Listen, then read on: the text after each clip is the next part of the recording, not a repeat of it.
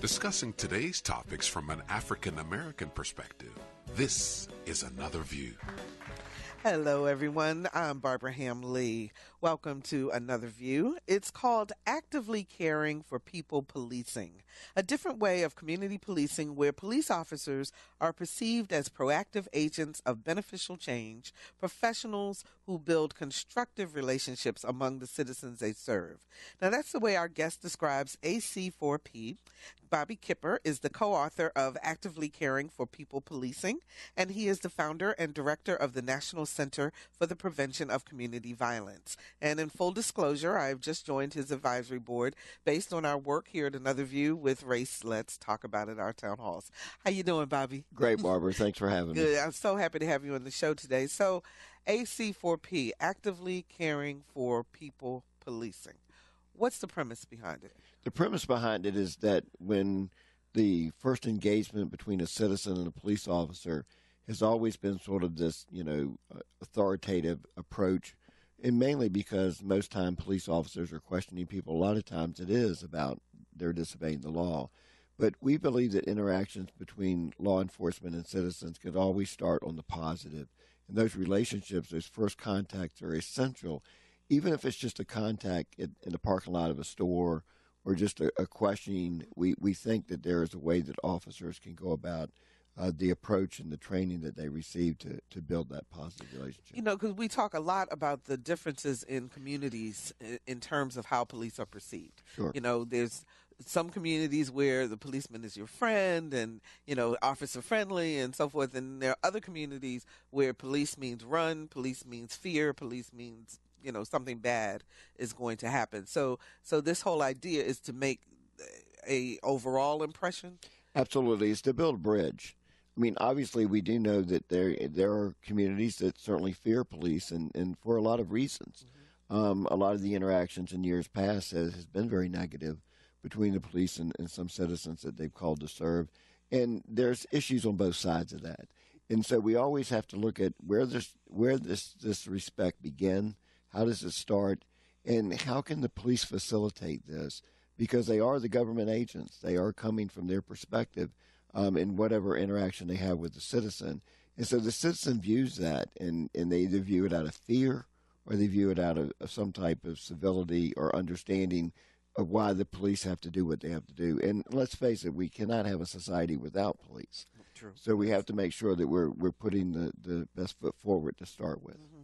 So there's science behind this. Absolutely. This actively caring for people. This is not just something that it's more than just, coming up and patting somebody on the shoulder and saying hello. That's exactly right. And that's one of the reasons why we embraced it as a national organization. We're working with Dr. Scott Geller out of Virginia Tech, a long-term behavioral scientist.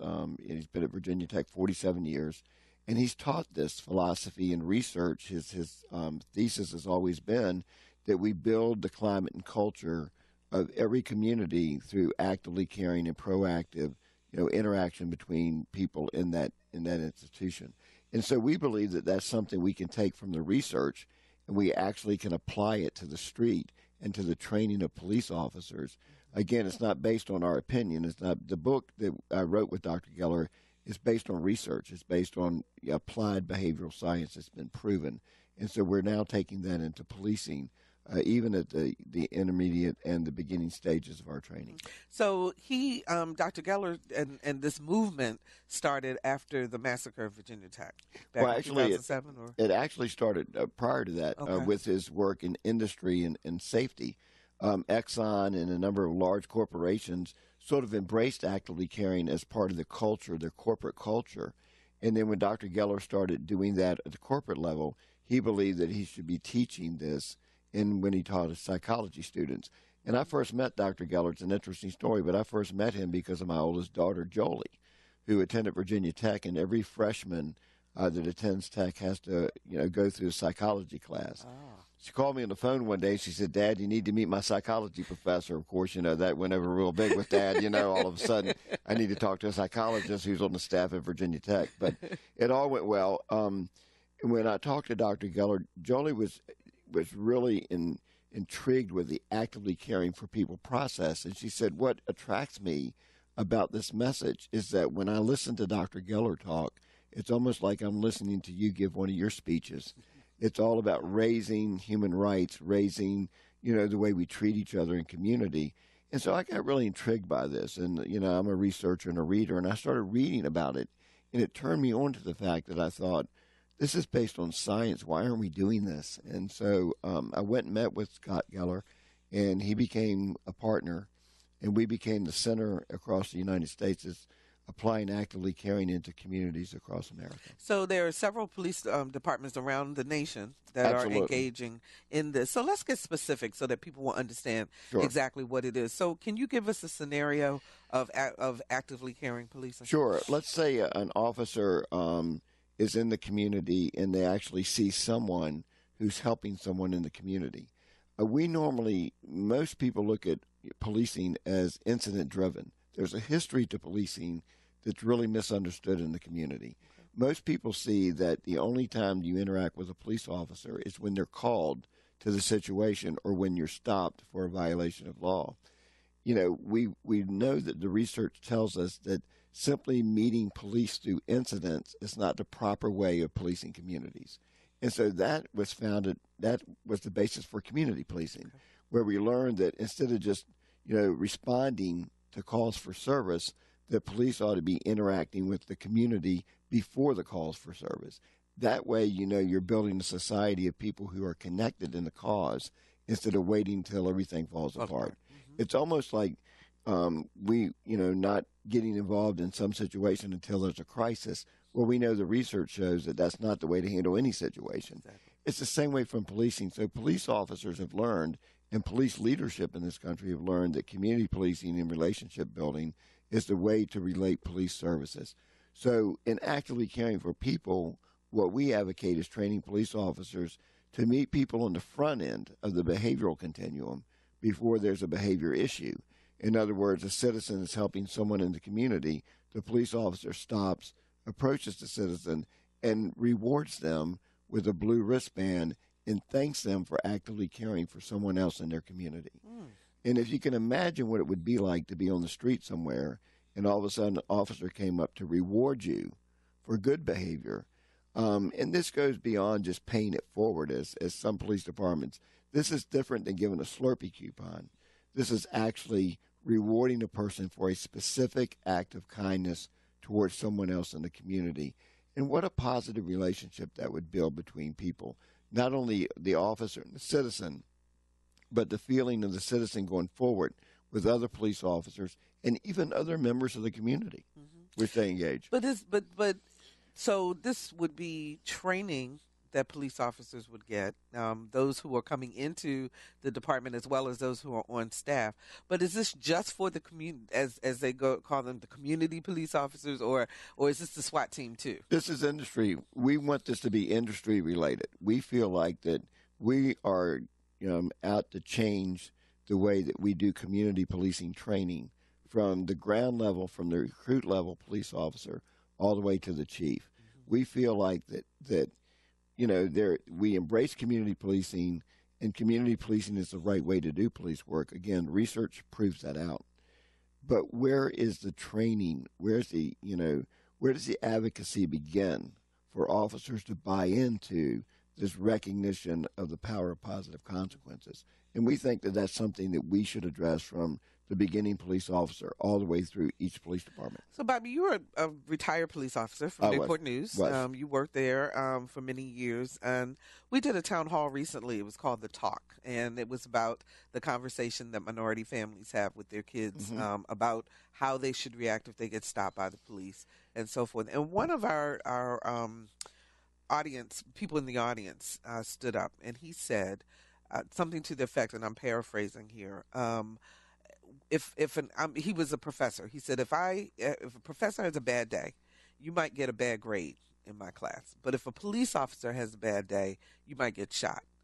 Now, when you hear that from your police perspective, as well as now from the founder of the Center for Preventing Violence, how do you react to that, and how do we start to change that perception?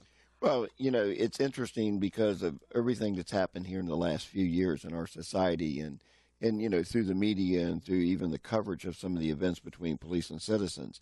It saddens me to understand that, yes, there are times and there are situations that have occurred where law enforcement in this country has absolutely fell on its face in the way that we've handled situations. And there's been a history in some departments, some communities, about how officers have related to, urban cultures and people of color. And we have to recognize that. You cannot go back and repair all of those things instantly.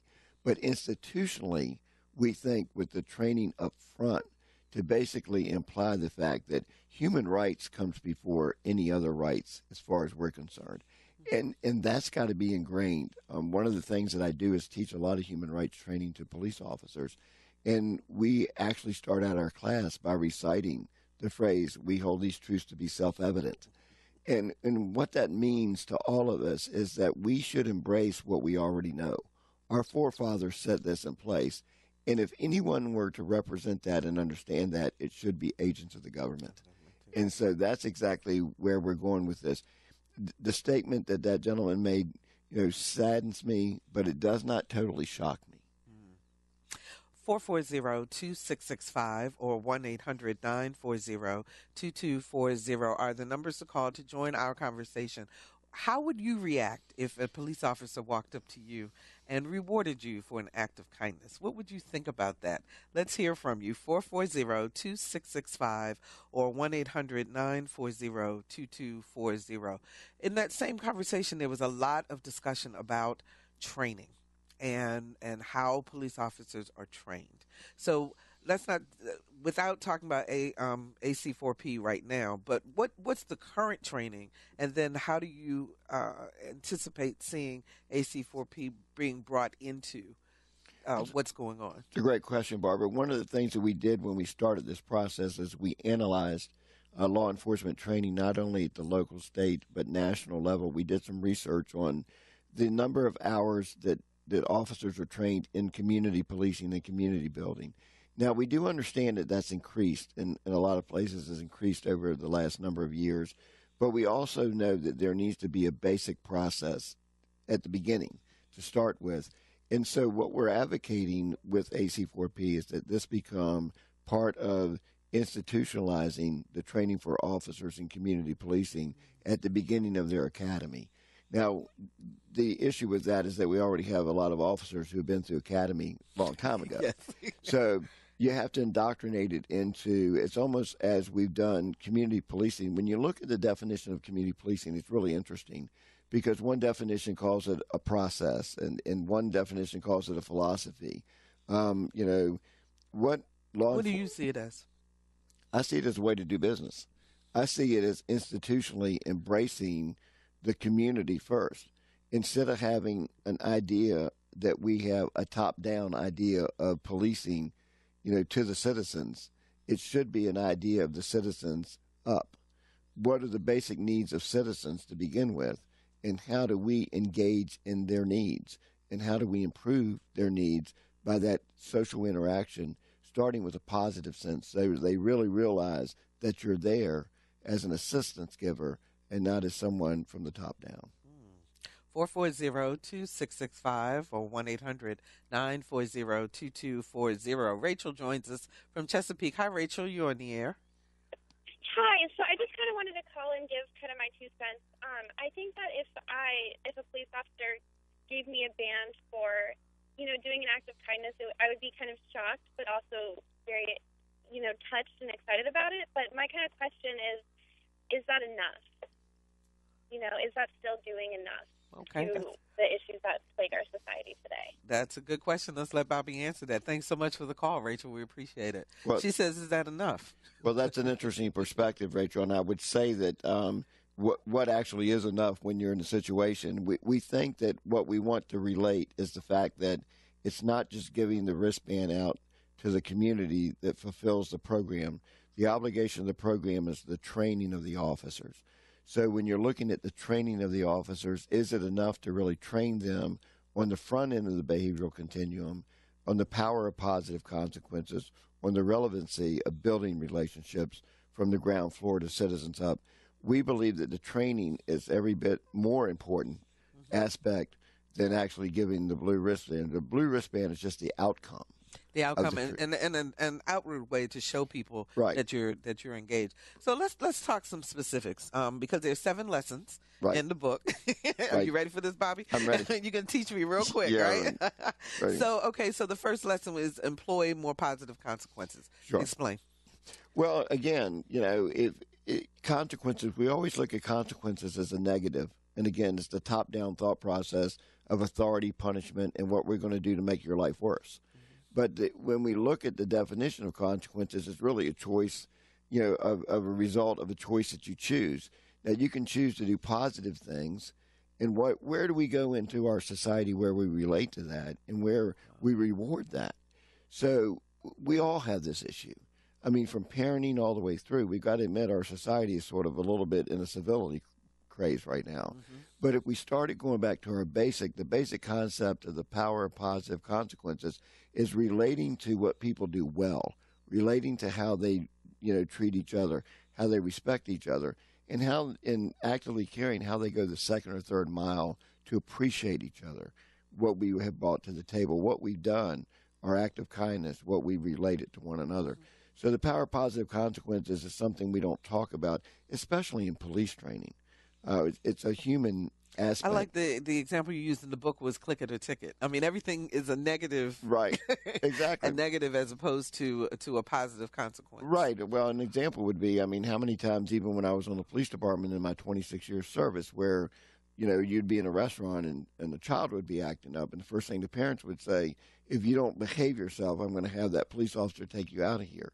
The public's perception of policing has been authoritative, top-down, punitive, without any regard to understanding that relationship building is where most police departments and most police leaders in America are trying to get their departments to go. 440-2665 or 1-800-940-2240 are the numbers to call. If you're a police officer and you're out there listening to this, what do you think about it? Give us a call and let us know if you think that the power of positive policing and helping others is a better way to approach your work. 440-2665 or 1-800-940-2240. So we also talk about observational learning. That is correct. And one of the things we learn is that, we also should learn from someone else that does it better than we do. And so in policing, an example would be that we feel like that the newer officers ought to learn from the veteran officers. But what I always say is learn from everybody. And the bottom line is that a lot of times we really see things around us, but we really don't take it to improve our own game. And what we're saying by the power of observational learning is learn from the best. And when it comes to actively caring, learn from those people who have already exhibited kindness. We have officers, and I want to make it clear today, too, on the show that we have officers in police departments that are doing a great job at this. And, we didn't invent community policing, and I don't want people to think that. What we're trying to do is enhance community policing through our training and through our process, and that's what this is all about. So how much time in the average police department, how much time is spent on community policing training versus tactical training versus whatever else it's taught? Well, first of all, the answer to that question is not enough, not nearly enough.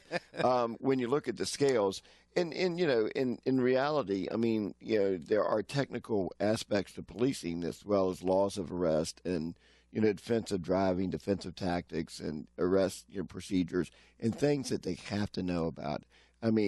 But what has traditionally happened in most academies and in most training is that has been pretty much the bulk of the training.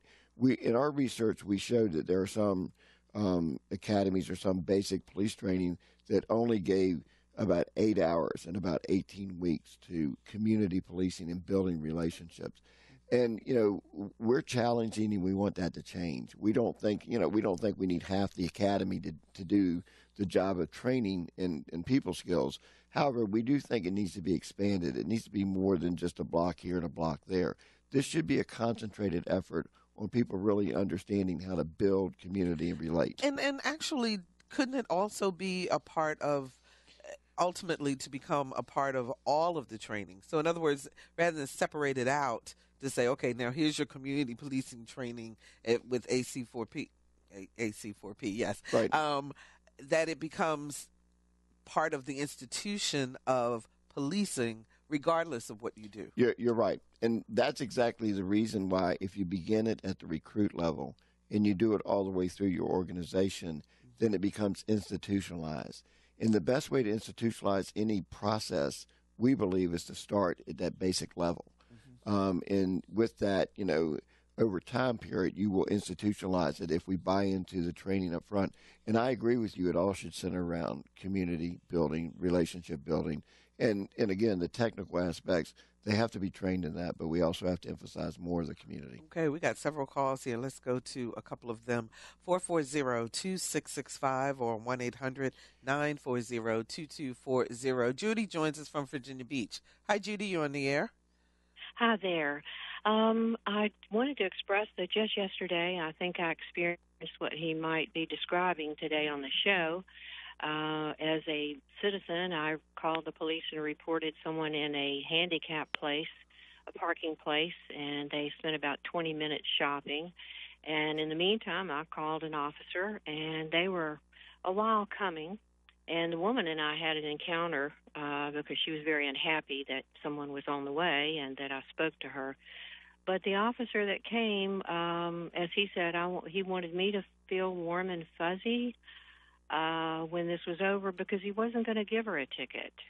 And I found that very frustrating, and he knew that. So I think he was trying to, not give a ticket, and yet I was really disappointed. I felt like she was wrong. She admitted she was wrong. She told the officer she'd been there all that time, and then proceeded to actually lie about the incident, say I was going to attack her. I mean, it was just not a good encounter for me, and yet it seems to be along the lines of what he's trying to describe today, that he said, well, I don't want to give her a ticket. I really didn't quite understand all the that if you're in a handicapped space, you're breaking the law. And she admitted it. Said, "Oh, well, I won't do it again." So Judy, let me ask you a question then. So you're in your mind, if you break the law, whatever the consequence should be, it should be a negative consequence. Am I stating what you're trying to state correctly? In other words, should she have been? You would have preferred that she was cited for breaking the law. Absolutely. If you've ever been handicapped or had someone who was, people who do this and then admit that they did it, but they didn't do it for that long. And the officer did have a discussion with her about her being totally wrong in doing that. And her grandson was there and her son, who she called to her aid. And he did address that. He sort of, I guess you might say, shamed her in front of her family and tried to explain to her what a terrible example it was in front of her son, and that she should, in fact, go home and have a discussion with him and admit what she had done was not correct, was against the law, even though he wasn't going to give her a ticket. And so he made it a teachable moment.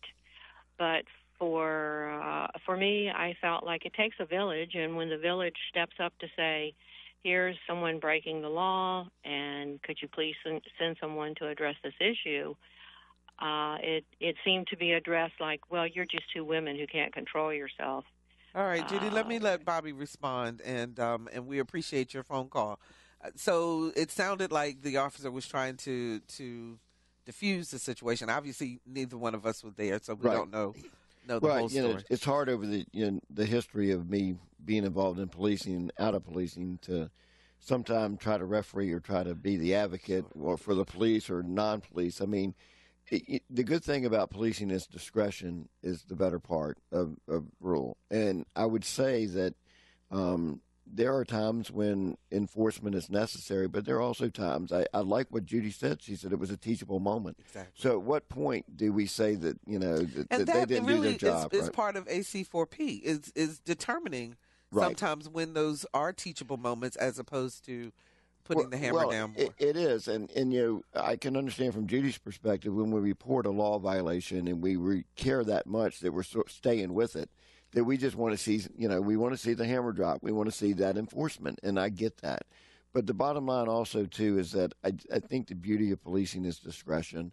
And when someone says that, he talked to the woman and her son and really made that teachable moment, I wasn't there, and I can't say yay or nay, but I don't see an issue in policing with the way it was handled. Not every situation bears a summons or bears a warrant or bears an arrest.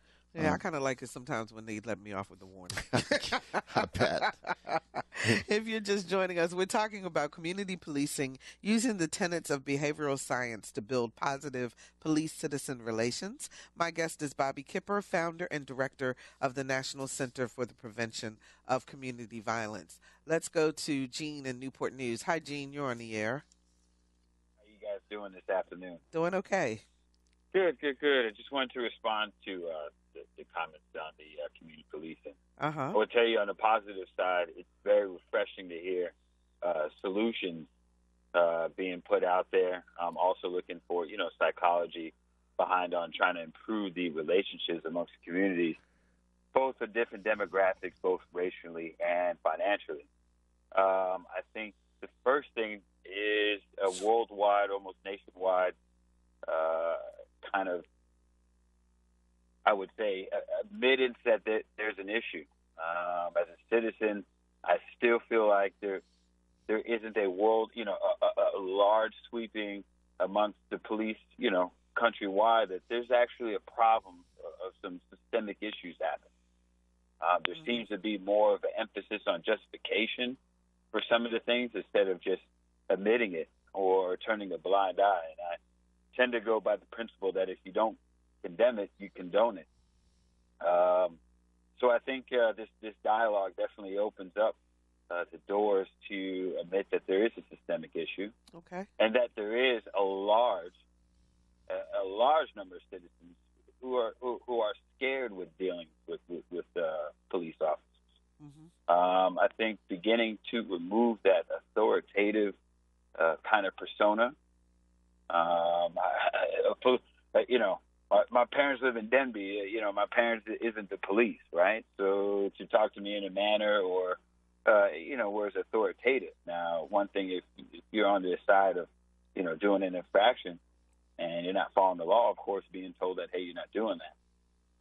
So as far as the interactions, when someone's defiant, but the authoritative thing to reward citizens, I think that also kind of gives off that authoritative kind of persona that you're rewarding me, similar to a parent or a teacher or a supervisor, that, you're rewarding down to a subordinate may possibly give off a wrong perception.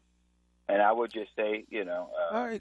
Gene, let me let Bobby respond to that, because that's an interesting perspective. So your premise of handing out the band, acknowledging the reward, or acknowledging the good work rather, could be seen as a negative as opposed to a positive. Is that right?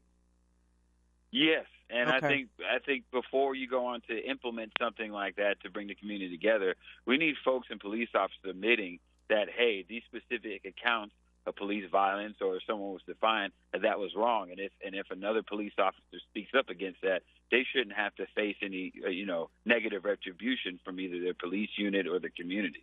Okay. That's the first step into fixing it, is admitting that there's an issue. Okay. Very few are saying it, but not in the aggregate. And that's the issue we see. Admit that there's an issue, and then we can begin to heal and work together. Okay, Gene, thanks so much. We appreciate that phone call. Go ahead, Bobby, respond. Well, I think that systematically that there has been some growth in this area of admitting that policing is not always on the right side of how it's treated, people of color, people in communities, specifically certain communities. I think at the same time, the aspect of changing the entire culture of policing in the country is not something that's easily done.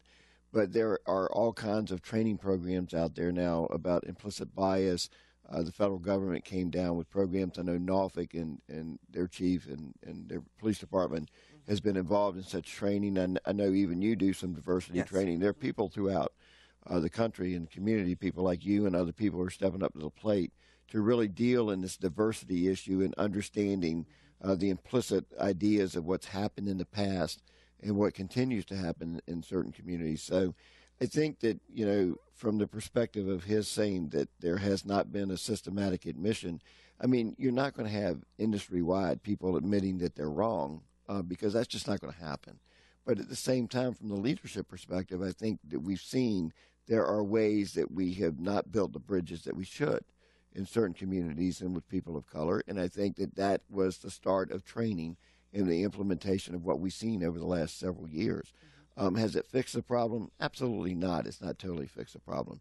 But there is movement. There is movement. And to say that people have not admitted or that that's a starting place, I would agree that is a starting place, but I would also defend policing in the country to say that the police have started at that place and we're moving on it. And we've been talking all this hour about what the police are doing, but what's the community's responsibility in this? I mean, actively caring for people, policing is a two-way street. It is. It absolutely is. And, we have, just as the police has a culture within their industry, there are communities and citizens and again, certain communities where there's a culture there of people, the growth of gangs, the growth of, the violence among drug gang members and things of that nature that totally controls certain communities. I mean, we've got to break that up on both sides. It can't be just the police telling the police they're wrong, or it can't be the citizen telling the police they're wrong. I mean, citizens bear a responsibility. And, we understand there's a fear level and there's a level of disregard sometimes for authority and for the police and communities. But we've got to all work to fix that. The police are not going to be top-down fixing that alone. They have to be joined by citizens who advocate. We really do want to meet in the middle and get along with this. Carl, I thought we were about to go to Carl, and he just hung up. So let's go to Beth in Chesapeake. Hi, Beth. You're on the air. Hi. That's a perfect segue. I really appreciate that point. It's sort of this us against them, and that is never going to work, no matter how many programs or books or fancy things we come up with. It never has, it never will. So I was just going to speak to the part of you brought up gangs, and there is a really successful program out in L.A., and it's one of the only ones that's ever really, like you talked about, evidence-based and science. And I'm not sure if I didn't catch your name. I know you worked with Dr. Geller, so I apologize. His name is Bobby Kipper. Oh, okay, Officer Kipper. His name is Gregory Boyle, and the book is Tattoos on the Heart. Okay. So I would highly, have you heard of it? Yes, actually, Bobby, I was just getting ready to let him respond to that Absolutely. because he also does a lot of work with gangs. Yeah, so. Absolutely. Father Greg Boyle is a hero of mine, and I've done not only a lot of work with Dr. Boyle, but he is he started the ministry out there to where he rebuilds gang members, and it's totally awesome.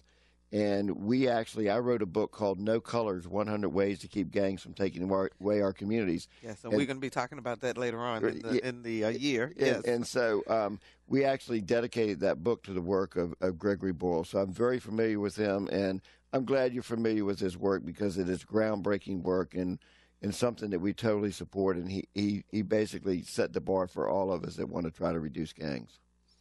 My simple suggestion is, and I don't want to take up too much time, is this. One, do we have, and I think it's real cost effective, when you're recruiting, what is the psychological qualifications and where do you have, what goes on there? And I would say, okay, if you're in the academy, because again, we don't have a lot of money, you don't have these things. Everyone reads this. There's training online that people can do. In healthcare, we don't always get paid for a lot of the training we do. And, then who's really vested and really wants to do this community training. So that would be one thing. Every recruit, this is mandatory reading. You got to do this, because it changes it. It's not us against them. It's everything built in love. It's sort of the old, walking the beat. And then that really lessens the fear. and it makes everybody buy into the system. Nobody wants. I get so sick and tired of pull yourself up by the bootstraps. Well, they don't have hands, fingers, or even boots. So that's one point. And the other one, having lived in Baltimore when I was in nursing school, I got to tell you, it's a really lovely idea, the blue wristbands, and I get that. But I'm laughing, thinking some of these people will be like, "Yeah, take your wristband." So, but I think that's a great start. And then maybe quarterly or something, have something in their communities where the police come out and they're actually recognized, like in a town hall. And then you develop the community leaders. That doesn't take a lot of money. And then they take the ball and roll with it. And then you have community responsibility. And it's just a loving, positive action. And I just think people shouldn't be afraid to put actual words like love in the language, both on the police side and most definitely in the communities. Thank you, Beth, for your call and those very thoughtful comments that you've made. Go ahead, Bobby. Well, we do agree with that, and as a matter of fact, we work with some folks locally. Tony Brothers, well-known NBA official here locally, and Men for Hope, his organization. We all work together to try to develop a positive online program where Actively Caring would be trained online and people could do it on their own within policing. But part of what Tony and Men for Hope brought to the table is bringing the community in to also be trained, and the officer would meet the citizen. Absolutely. And then they would have the feedback one to another, and we would have these citizens group that would grow. There would be as many people in the community being trained to actively care as there would be officers trained. Let me go back to a point that she made of the psychological makeup or what you look for in a police recruit. Now, I had the privilege of working with Prince George's County Police in Maryland for 3 years, and I know that the education level has been raised quite a bit from the way it used to be. But what else do police departments look for in terms of what makes a good police officer? Well, I think it's really interesting that when we look at recruiting and evaluating who we're getting in, police departments have to hire from the same employment line as other employers. I think sometimes we think that there are just people that are cut out just only to apply for a police job. And the understanding of it is police departments have a very difficult time, finding those qualified people. I mean, when you think about it, what's the arrest record? I mean, and most people, what kind of drugs have these people used, and when's the last time they used a drug? You think about our society, you think about exactly the general people walking in the community or in your local mall. I mean, those are the people that actually apply to be police officers. So psychologically, we do have to weed them out. I mean, they weed it out through, oral boards. They have to pass certain, tests and qualifications. But it's very difficult. I mean, over the years, because of the nature of our national culture, those job-related available candidates have sort of shrunk for policing all over America. So I know that was a big concern when I was working in Prince George's. It is very difficult, and it's a highly regarded position that you can take away people's personal rights and their liberties, and so what kind of power do you give that type of person, and what type of person are you giving that type of power? Mm-hmm. That is the magic question in policing, and it's become more and more difficult. I think they're trying to weed through the best of the best and get the best they can. 440-2665 or 1-800-940-2240. Would love to hear from police officers out there. If you're listening, give us a call and let us know what you think about this type of community policing, and is it realistic? There are some really hardcore neighborhoods. I'm the chair of the Norfolk Redevelopment and Housing Authority.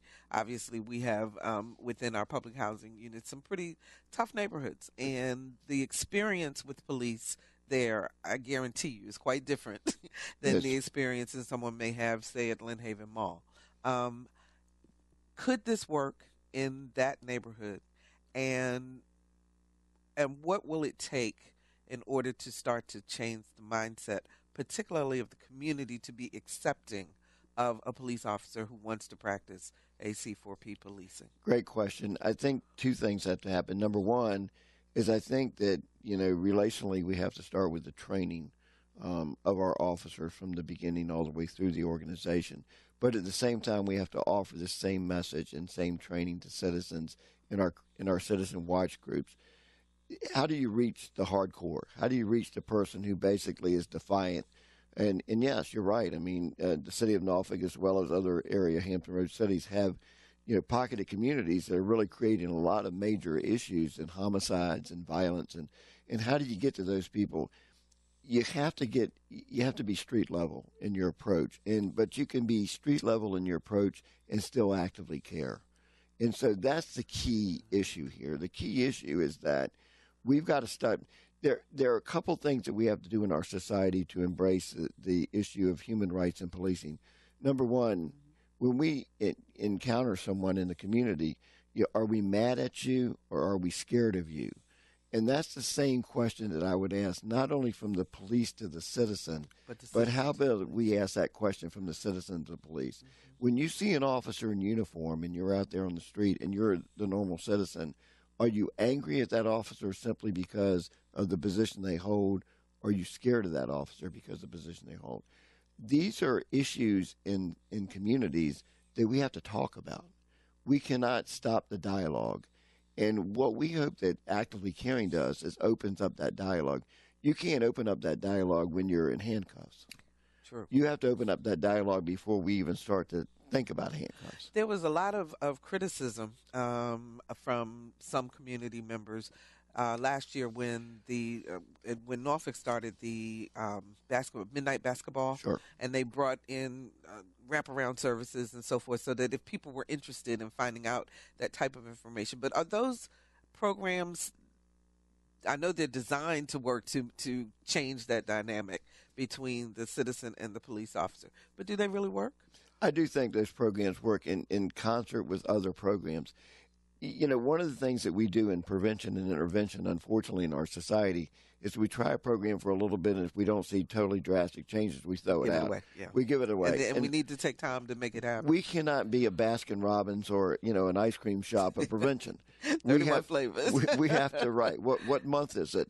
Or who's got the grant funding? Yeah. We have to find, situations that absolutely have a proven track record, research-based efforts. And there is a lot of research that says that those type of programs, when you're giving wraparound services to citizens, as well as how you're going to get them in there. Well, basketball gets them in there. It's not the basketball. See, the common person on the street basically looks at, well, why are we using government money to put lights on so people can play basketball? But, Barbara, you said something differently today. You said wraparound services. So you get them in there and you work on getting them the GED. You work on giving them an opportunity possibly to go to college. Maybe you have people come in that are looking for people in the community to go to work. We've got to stop throwing people away in our society and start promoting ways for them to make a difference in society. Absolutely. When we start doing that from the community level up, and that includes policing down, we're going to make a difference. So when you get a recruit in, you train them, they're all excited, they want to do this community policing, and then they get into their precinct, and then you got that sergeant that's been sitting there forever, or that lieutenant or whatever, who has a whole different attitude. How do you manage that dynamic so that that young recruit doesn't lose his enthusiasm, but maybe even this spills over into that crotchety sergeant, as they say? Well, maybe I can start with my own career that will help you with that. Okay. I joined the Newport News Police Department in 1977. It was policing in the 70s and the 80s. It's not like time. Right. I mean, you're talking about numbers and everybody was doing what they were trained to do. I mean, you're trained to arrest, you're trained to enforce the law, and traditionally that's been the mindset. But you're right.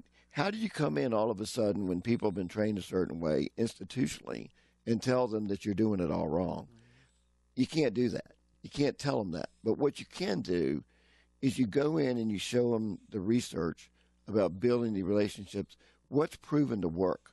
And, for a lot of these people, it's a way of life for them, just like it's a way of life for people in certain communities. So for police officers, the way they were trained 10, 15 years ago is the way that they're going to perceive and do their job. Right. It doesn't make them wrong. That's the way they were trained to do their job. Mm-hmm. If we don't shift our paradigm in our training and start that to sandwich it, we believe that the leadership of the organization should embrace actively caring, training for their police officers. Once that's embraced by the leadership and the bottom core, the basic officer going in, then we're going to sandwich it, and eventually it's going to be, it's going to move on. And just like they have to keep training on firearm safety Absolutely. and all that, same thing. They still have to continue to learn to grow. That's exactly in right. policing. Right. In Virginia, there's a required, every so many years to be recertified in in-service training and policing programming. So we certainly can make this part of in-service. Let's go to Odell in Newport News. Hi, Odell. You're on the air. Hi. How are you? Okay. I worked with Bobby professionally years ago. I worked with the at-risk children, and he did a great job then and was dedicated. And I really just wanted to say that I'm so proud of what he's doing. Oh, well, thank you very much. So, thank you, Odell. I remember those times, and and what you did for detention, kids, and trying to really educate them, and you've really changed a lot of lives for the positive. So we appreciate who you are. Thank you so much for that call. Let's go to Alicia in Virginia Beach. Hi, Alicia. You're on the air. Yes, hi. Thank you for letting me talk. I love your show. Thank you. I just want to say that because of the political atmosphere from D.C., there are a lot of Latinos that are walking around very fearful. If you look brown and you look Mexican, sometimes people don't stop to think, well, maybe you were born here. And I want to just commend the Norfolk Police Department because they've been proactive in reaching out to the community to try to lessen that fear. But then on another little topic, sometimes I think if people, whether they're policemen or not, if they would just speak to one another as they want to be spoken to, then sometimes that would go a long ways for people not getting really upset and agitated. Because sometimes a policeman, I know they have to keep authority and be in charge, but sometimes when you talk to an adult like they're a child, then it's not good. Yeah, exactly. That exacerbates the problem. We're short on time, Alicia, so I'm going to let Bobby respond to that. Thank you. That's a great point. And one of the things we do in actively caring training in the aspect, and even the book that we wrote that you have a copy of, talks about instead of the golden rule, which we've always lived by the golden rule, treat others like you want to be treated. In this training, we advocate the platinum rule. Treat others like they'd want to be treated. In other words, start at a respect level for the person you're dealing with and not with your own feelings. Because you have to understand that different people come from different perspectives. They do. And respect is at the same level regardless of the level you come from. It doesn't really, it takes the guesswork out of how you treat people. So if you treat people like, we know going out, think about it, when you meet people, you got to really feel like that they want to be treated well. They want to be treated kind and with respect. And that's really what the Platinum Rule is all about. Treat people like they want to be treated. Don't treat them like you think, or don't like they should be treated. And it really takes out a lot of the thought. And we talk a lot about the thought of bias. And the Platinum Rule really takes that to another level in the right way. So we've got about 3 minutes left. Tell me about the National Center for the Prevention of Community Violence. The National Center for the Prevention of Community Violence, and we're so happy that you're part of our board. Thank you. And we've grown since 2009. I founded the organization here in Hampton Roads, and it's grown all over the country. We work in schools in Oakland, California, and in places in Arizona and in North Carolina. We've expanded, and it's a national organization to try to bring the best resources and ideas to communities across the country on addressing violence before it happens. I believe that violence is a process and not an event. I think the research shows that. And so our role at the National Center is to find solutions in communities to interrupt that process.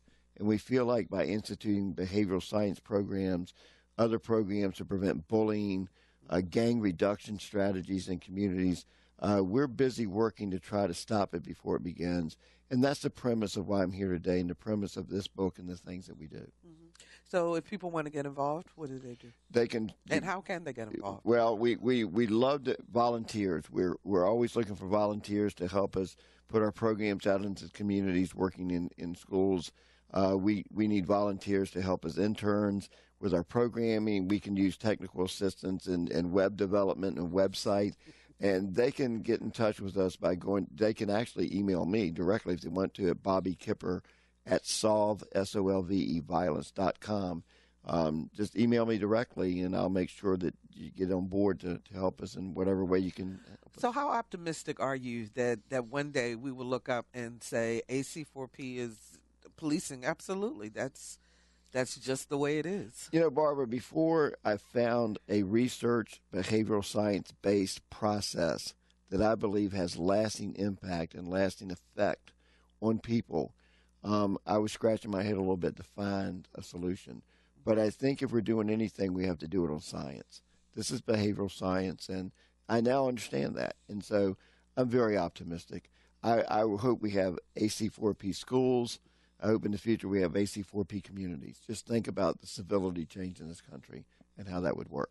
And does it concern you at all about the actual teachers of this? I mean, can anybody learn it, or is there a special way that the instructors need to be taught in order to make it work? We do a instructors train-to-trainer aspect, and again, we have our whole online process through Graduate America that we encourage departments to get into as well as fall even on-site training if possible. Okay.